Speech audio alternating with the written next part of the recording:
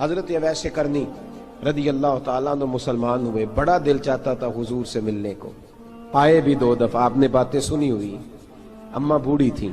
ایک ادھر دیکھو میری طرف، اماں بوڑھی ہو اور ماں حکم دے دے کہ نبی پاک کے پاس نہیں جانا، ذرا سننا، تو حضرت اویس کرنی، یہ داتا گنج بخش علی اجویری نے لکھا ہے، یہ امام شورانی نے لکھا ہے، یہ تمام ان پہ سیرت نگاروں نے لکھا ہے، کہا بیٹے میں کمزور ہوں، مجھے چھوڑ کے نہ جانا، چھوڑ کے نہ جانا۔ ایک دن بڑی منت کی، رو پڑے، اماں نے کہا بیٹا جانا، لیکن اگر حضور گھر نہ ہوئے تو تلاش نہ کرنا، میں فالج زدہ عورت ہوں، اٹھ کے چل نہیں سکتی۔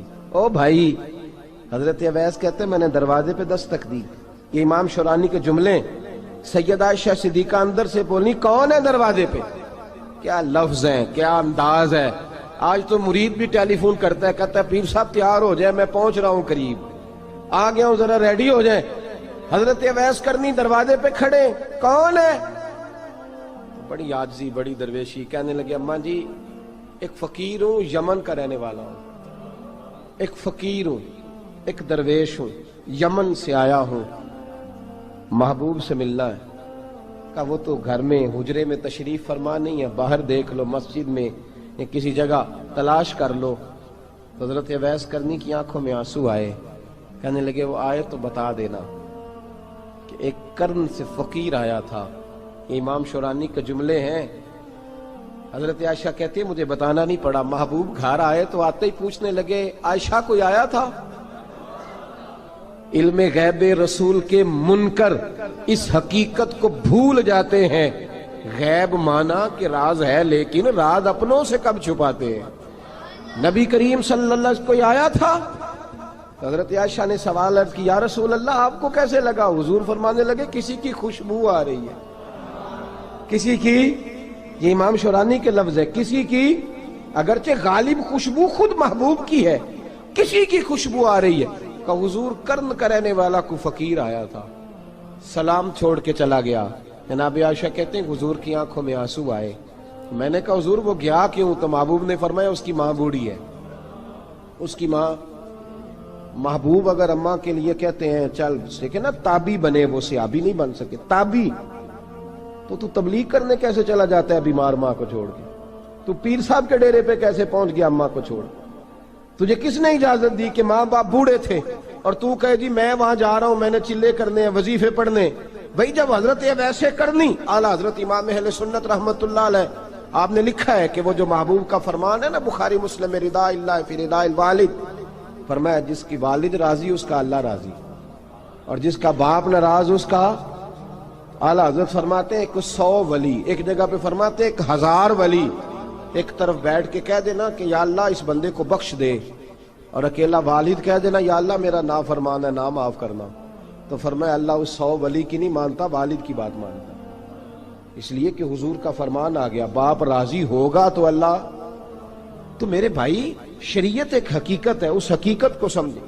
حضرت اویس کرنی کی زندگی کا ایک پہلو یہ، دوسرا پہلو یہ جو ہے نا بڑی لمبی چوڑی داستانیں، اور بڑا ہمیں شوق ہے تصویروں کا، بڑا شوق ہے، آپ یقین کریں میری طرح کے بہت سارے لوگوں کے پوسٹر چھپتے ہیں، بڑی بڑی تصویریں لگی ہوئی ہیں چوکوں میں۔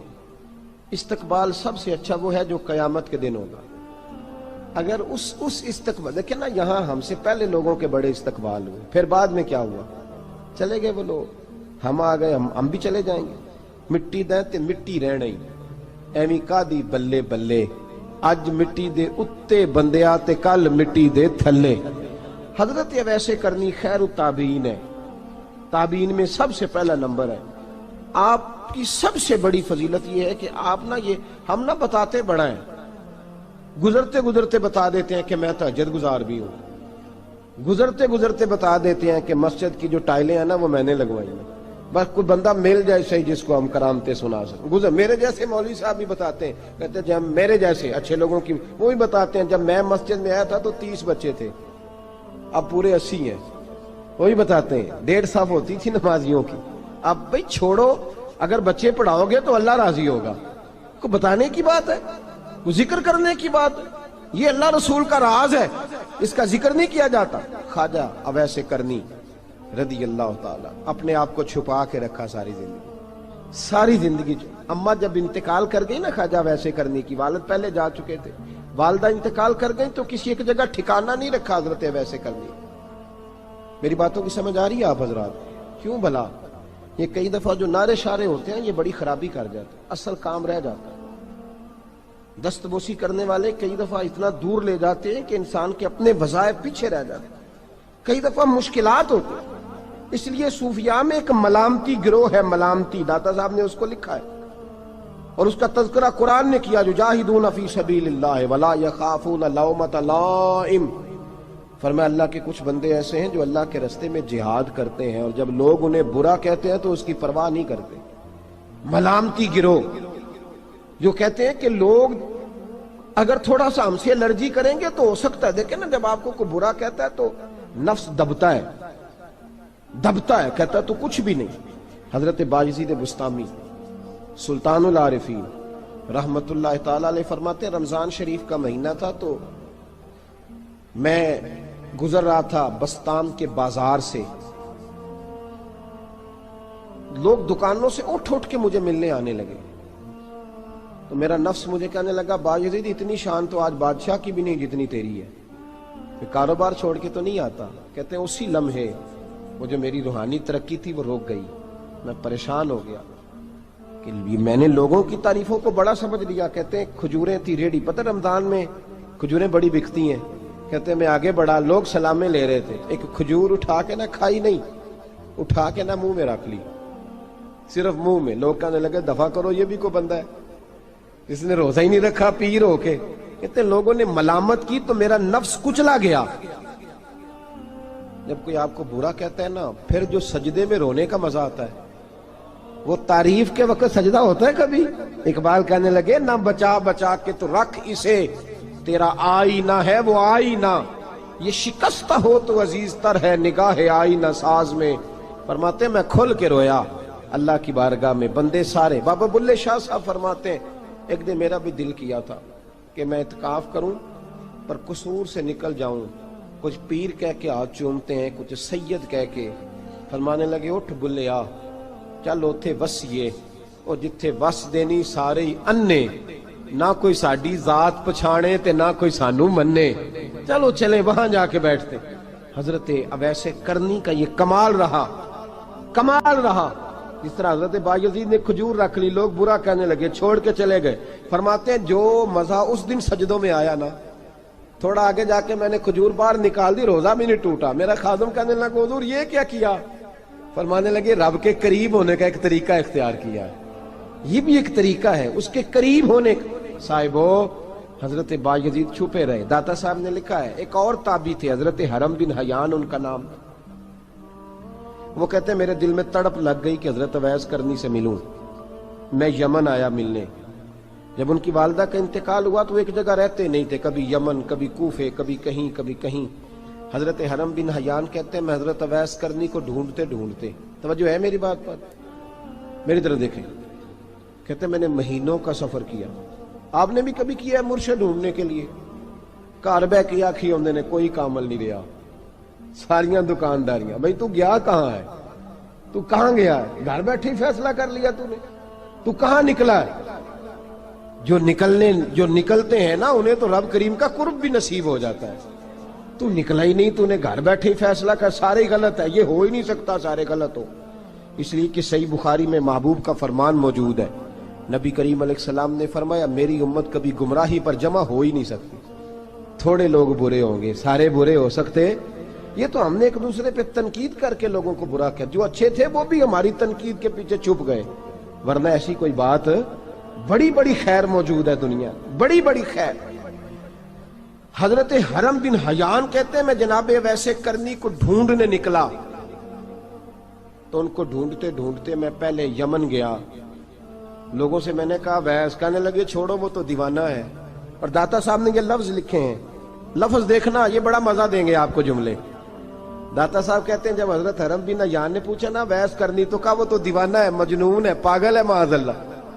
کیوں، کیا تم نے دیکھ لیا؟ کہنے لگے جب دنیا روتی ہے تو وہ ہنستا ہے، جب دنیا رو رہی ہوتی ہے تو وہ ہنستا ہے، اور جب لوگ ہنستے ہیں تو وہ روتا ہے۔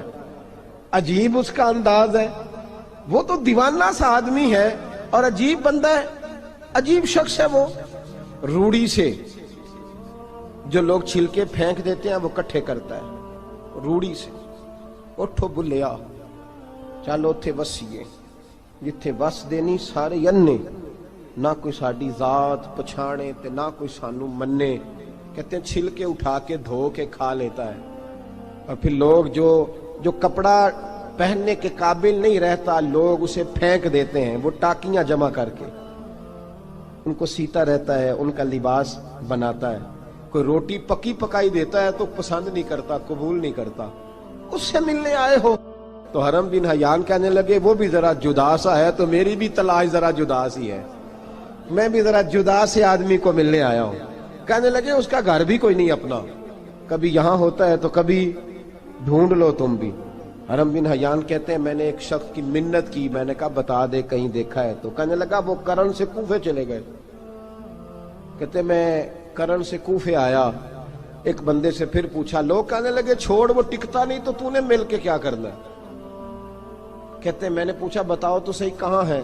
تو کہنے لگے وہ تو سنا ہے حج کرنے چلے گئے، ایام حج ہیں۔ کہتے میں حج پہ چلا گیا، ساری دنیا ملی پر اویس کرنی نہیں ملے۔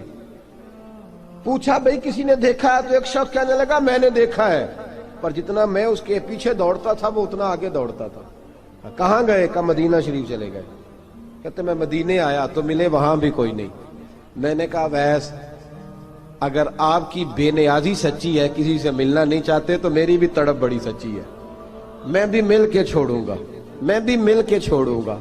اگر آپ کی اگر یہ سچی ہے نا بے نیازی، بے نیاز تھے سانو تخت ہزارے دی لوڑ کی نالے کی لگے شہر بمبول دے نال، اسی اپنی بال کے سیکنے ہیں، سانو کی لگے کسی اور دے نال۔